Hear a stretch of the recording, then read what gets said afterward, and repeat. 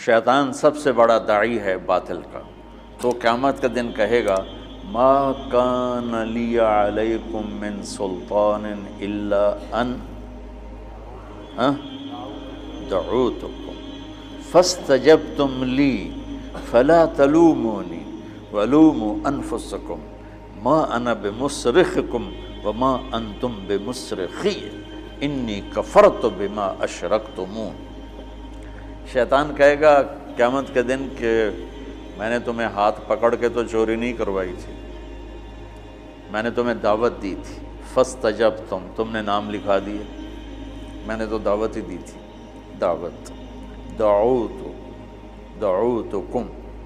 اب پیچھے جاؤ، پہلے داعی نوح علیہ السلام 950 سال کے بعد کہہ رہے ہیں رب انی دعوت قومی لیلا و نہار، دعوت اوحینا یوحی، اوحینا یوحی، دعوتکم اور دعوت قومی، دونوں ادھر بھی دعوت ادھر بھی دعوت۔ دعوت کے بغیر چیز پھیلتی نہیں۔ اب مارکیٹنگ کا نام سنا ہے؟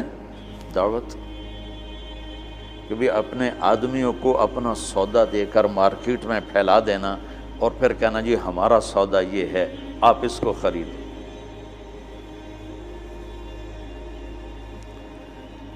تو حق کی مارکیٹنگ تو آپ نے کرنی تھی۔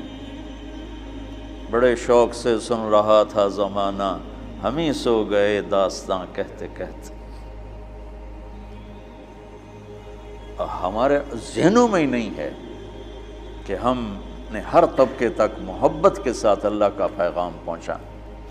یہ محبت ہی تو میں طوائفوں میں پہنچا، اور یہ دنیا کی تاریخ میں پہلی دفعہ ہو رہا ہے، دنیا کی تاریخ میں، کہ کوئی طوائفوں کا محلہ پورا توبہ کرنے پہ آ جائے۔ کبھی کسی کو خواب بھی نہیں گزرا کہ بھئی یہ بھی ہماری دعوت کا میدان ہے۔ یہ تبلیغ کی برکت سے یہ ذہن اللہ نے بنایا، اور 200 سال اس کو ہو چکے ہیں ہمارے تلمے میں جو طوائفوں کا محلہ ہے۔ 1818 میں اس کی بنیاد رکھی تھی رنجیت سنگھ نے، اور آج 2019 ہے، 201 سال ہو چکا ہے۔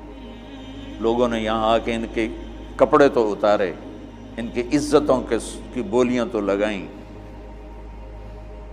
ان کی حیا کو نیلام تو کیا، انہوں نے اللہ کا نام نہیں بتایا کسی نے جا کے۔ دیندار لوگ بھئی ادھر سے نہ جاؤ، ادھر جاؤ، ادھر کنجراں دا محلہ ہے، ادھر نہیں جاؤنا، ادھر جاؤ، ادھر کنجراں دا محلہ ہے۔ اللہ نے میرے دل میں ان کا پیار ڈالا، اور آج میں ان 300 ناچنے والیوں کا باپ بنا بیٹھا ہوں، کہ میں انہیں اپنی بیٹیاں سمجھ کے ان پہ خرچ کر رہا ہوں۔ ابھی کافی تنگی ہے، 40 لاکھ مہینے کا ان پہ خرچ ہو رہا ہے، لیکن اس کے باوجود ابھی بہت پیسہ چاہیے ان کو اس ساری برائی سے نکالنے کے لیے۔ میں نے کبھی مدرسوں کے لیے چندے کی اپیل نہیں کی، لیکن اس کے لیے میں اپیل کرتا پھرتا ہوں کہ میری مدد کرو، میں ان سب بچیوں کو اس گندگی سے نکالنا چاہتا ہوں۔ تو اگر میں چل کے نہ جاتا تو یہ نقشہ بنتا تھا۔